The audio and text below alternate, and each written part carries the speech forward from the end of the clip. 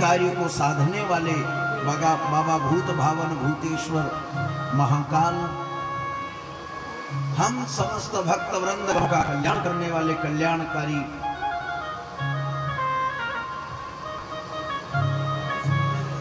ऐसे आशुतोष महाकाल भगवान की कृपा से करते हैं। आगे के चरित्र में देखो, आज बड़ी वर्णन है और आज की कथा बहुत बड़ी, एक ही कथा इतनी बड़ी कथा है कि आज दिन भर एक ही की कथा में पूरा दिन हो जाए। और इसके बाद भी कुछ जगह तो हम संक्षिप्त में करें तो पूरी एक एक पॉइंट विस्तार से कहें तो रात की 8 बज जाए। वृंदा की कथा, तुलसी की, करीबन 35 अध्याय जलंधर का ही चरित्र का वर्णन है। 35 अध्याय में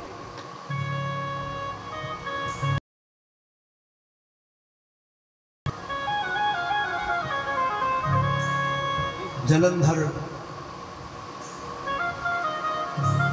शिव का गण था और रुद्र के तेज से पैदा हुआ था।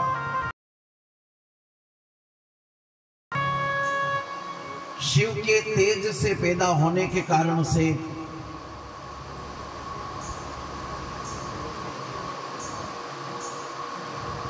शिव के तेज से पैदा होने के कारण से उत्पत्ति की कथा तो आप लोगों को बता ही दी है कल की कथा में कि शिव जी के गण से इंद्र के कारण ये सब बवाल खड़ा हुआ था। अच्छा, एक और बात है, किसी न किसी अन्य कड़ी से जुड़ी हुई होती है।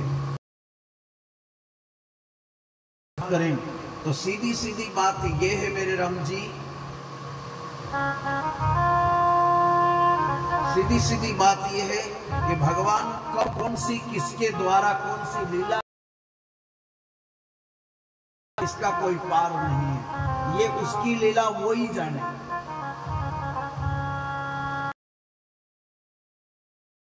वो ही जाने, हम कुछ भी नहीं जान सकते।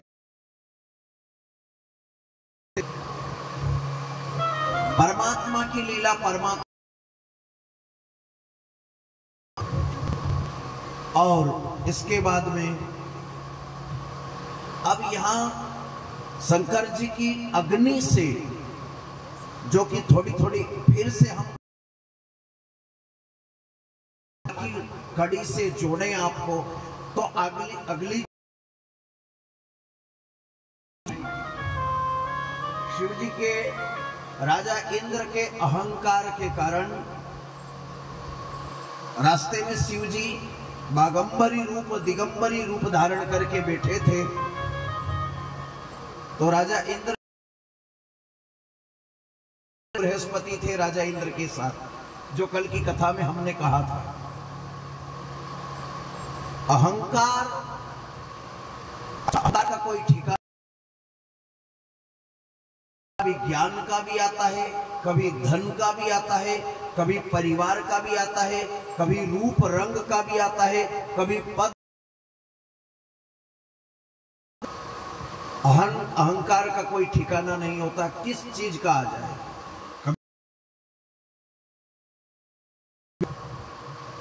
आता है नहीं आता है।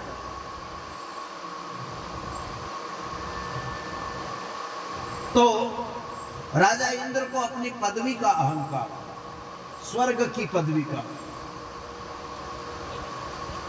और अहंकार करने के कारण से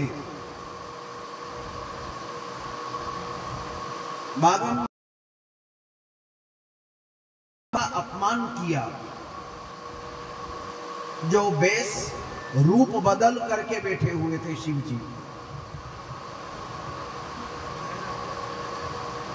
अटपटे शब्द बोला, नाना प्रकार के अपमानजनक शब्द बोले, और जब अपमानजनक शब्द बोला राजा इंद्र शिव जी को,